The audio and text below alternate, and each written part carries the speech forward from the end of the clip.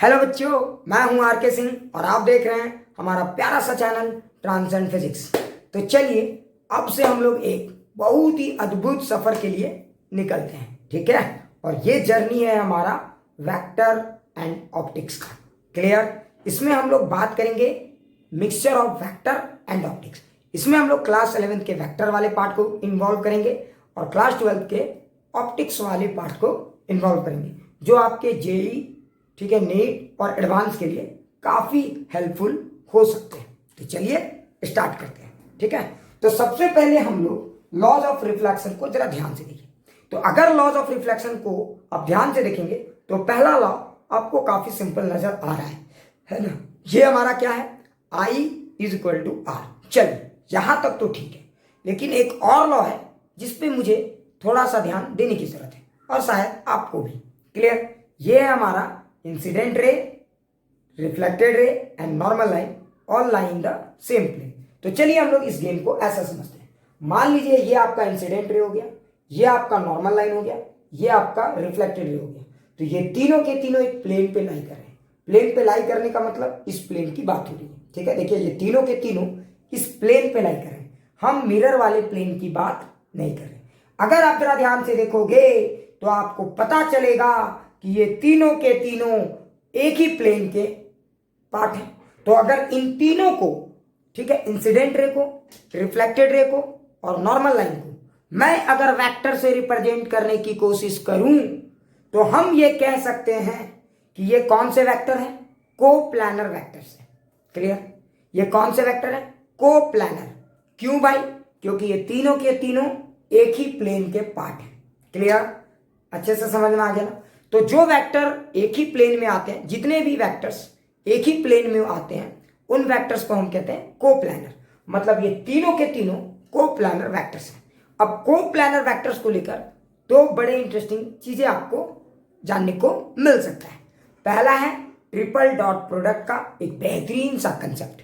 तो चलिए पहले हम लोग इसी कंसेप्ट को इस पार्ट में डिस्कस करेंगे और कोप्लानर के दूसरे कंसेप्ट को हम लोग सेकेंड पार्ट में डिस्कस करेंगे, ठीक है। तो आपको दूसरे कंसेप्ट को जानने के लिए सेकंड पार्ट को देखना पड़ेगा। खैर, अभी आपका इंटरेस्ट पहले कॉन्सेप्ट में है, तो चलिए पहले कॉन्सेप्ट को ही हम लोग समझते हैं। तो देखिए, जैसा कि आपको पता है, ये हमारा वो बोर्ड का प्लेन है जिसमें ये तीनों लाइन आने वाले हैं। क्लियर? या हमारा ये वो प्लेन है जिसमें ये तीनों वेक्टर आने वाले हैं। अगर तीन वेक्टर कोप्लानर हैं, इसका मतलब क्या हुआ? इसका मतलब ये हुआ कि अगर आप इन दोनों में से, जरा ध्यान से, इन तीनों में से कोई दो वेक्टर को लेते हो तो देखो एक बड़ा ही अजीब सा चीज होने वाला है। अगर आप इन तीनों में से कोई दो वेक्टर को काउंट करो और उनका क्रॉस प्रोडक्ट कर दो, तो जैसे ही आप, जरा ध्यान से सुनिए, जैसे ही आप इन तीनों में से किसी दो वेक्टर का क्रॉस प्रोडक्ट करोगे, एक नया वेक्टर आएगा। और खास बात क्या होगा, ये जो नया वेक्टर डेवलप हुआ है, ये क्या खास है, ये उस प्लेन के परपेंडिकुलर आएगा। जरा ध्यान से सुनना, ये वेक्टर उस प्लेन के परपेंडिकुलर आएगा जहां पे ये तीनों के तीनों वेक्टर हैं, ठीक है। तो मैं आपको समझाता हूं कैसे। जरा ध्यान से देखिए, मान लीजिए ये हमारा इंसिडेंट रे, ठीक है, एकदम फील करेंगे सारे लोग। ये हमारा नॉर्मल लाइन और ये, तो देखिए ये हमारा इंसिडेंट रे, ये रिफ्लेक्टेड रे और ये नॉर्मल लाइन। तो आप जरा ध्यान से देखिए, ये तीनों के तीनों रे, ये तीनों के तीनों लाइन बोर्ड वाले प्लेन पे। अगर आप इनमें से, ठीक है, किसी दो को सेलेक्ट कीजिए, तो अगर आप कोई दो वेक्टर लेते हो तो आपको पता है उन दोनों वेक्टर का क्रॉस प्रोडक्ट एक नया वेक्टर आएगा। और उस वेक्टर की क्या खासियत होगी, वो वेक्टर उन दो वेक्टर का परपेंडिकुलर होगा। मतलब अगर मान लीजिए कि मैंने इसको, ठीक है, मैं इसको लेता हूं और इसको लेता हूं, मैं इंसिडेंट रे को लेता हूं और रिफ्लेक्टेड रे को, तो मुझे एक नया वेक्टर मिलेगा जो इधर की तरफ आएगा। क्या ये बातें सबको समझ में आ गई? इस वेक्टर की खासियत क्या होगी, तो ये वेक्टर इसके भी परपेंडिकुलर होगा, ये वेक्टर इसके भी परपेंडिकुलर होगा।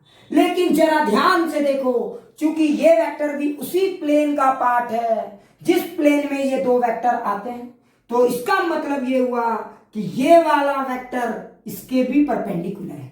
क्यों? क्योंकि आपको पता है जब आप दो वेक्टर का क्रॉस प्रोडक्ट करते हो तो जो नया वेक्टर आता है वो उस प्लेन के परपेंडिकुलर आता है। जरा ध्यान से सुना, वो उस प्लेन के परपेंडिकुलर आता है जिस प्लेन के वो दो वेक्टर पार्ट रह चुके हैं। लेकिन जरा ध्यान से देखो, वो दो वेक्टर जिस प्लेन के पार्ट हैं वहीं पे एक तीसरा वेक्टर भी है। मतलब क्या हुआ? तो ये वेक्टर इन दोनों के परपेंडिकुलर तो है ही, लेकिन साथ में हम ये भी कह सकते हैं कि ये वेक्टर इसके भी परपेंडिकुलर है। क्लियर? मतलब एक बात तो तय है कि अगर आप इन तीनों में से किसी दो को भी वेक्टर से रिप्रेजेंट करते हो, या तीनों को भी अगर वेक्टर से रिप्रेजेंट करते हो, तो तीनों में से किसी दो का आप क्रॉस प्रोडक्ट ले लीजिए। जैसे कि मान लीजिए कि मैं इस रे को आई कैप से रिप्रेजेंट करता हूं, इस रे को मैं आर कैप से रिप्रेजेंट करता हूं, और इस रे को मैं इन कैप से रिप्रेजेंट करता हूं। ठीक है, तो जरा ध्यान से देखिए, आई कैप वेक्टर, इन कैप वेक्टर। तो इन दोनों वेक्टर को आप अगर ध्यान से देखेंगे तो आपको समझ में आएगा कि इन दोनों का क्रॉस प्रोडक्ट कहीं होगा। तो चलिए, मैंने क्या किया, जरा ध्यान से देखिए, मैंने किया आई क्रॉस एन कैप। जरा देखते हैं क्या आता है। तो जब आप आई क्रॉस एन कैप करेंगे तो एक नया वेक्टर आएगा। जरा देखिए, ये वेक्टर की क्या खास बात होगी?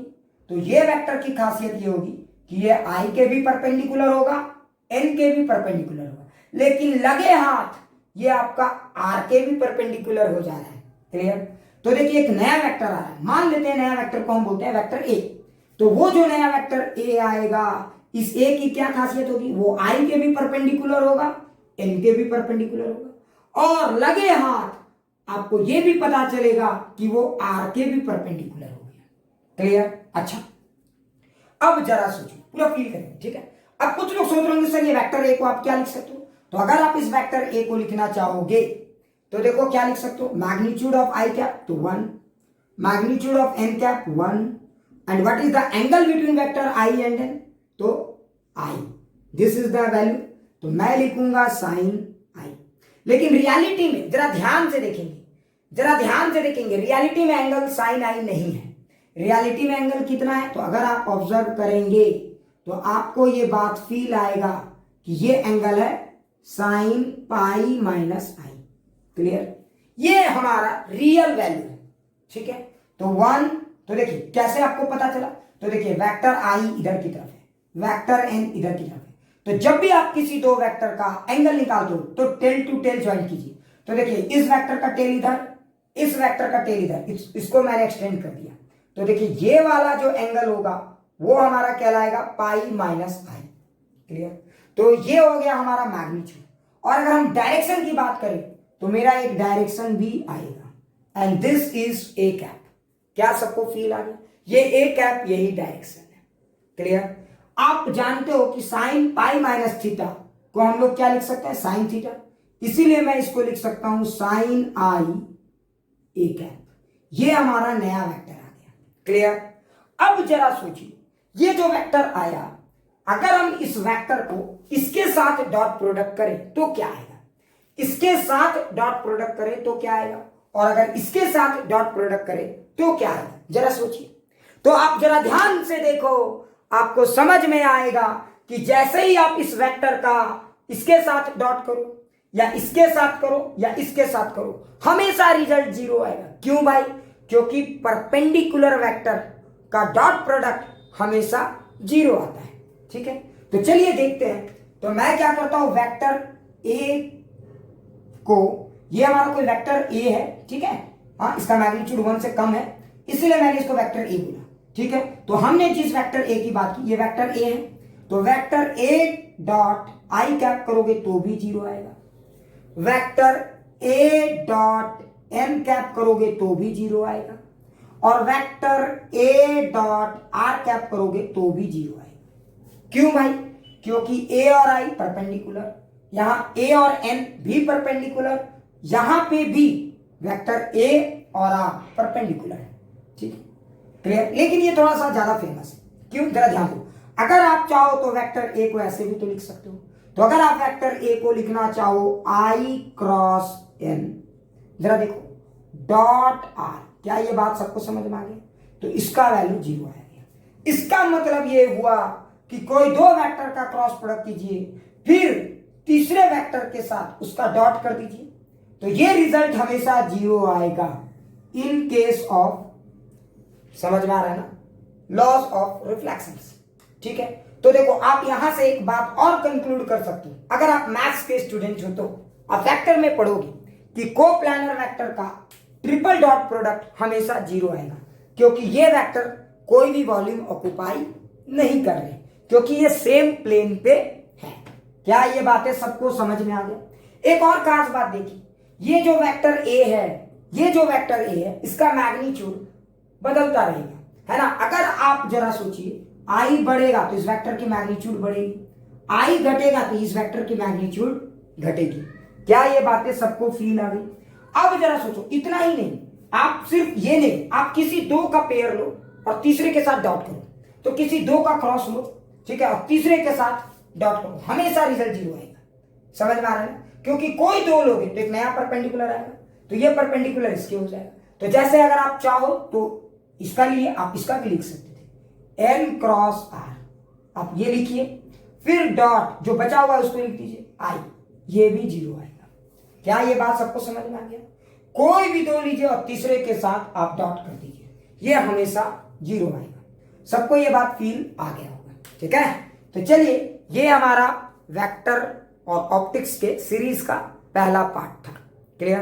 तो नेक्स्ट पार्ट के लिए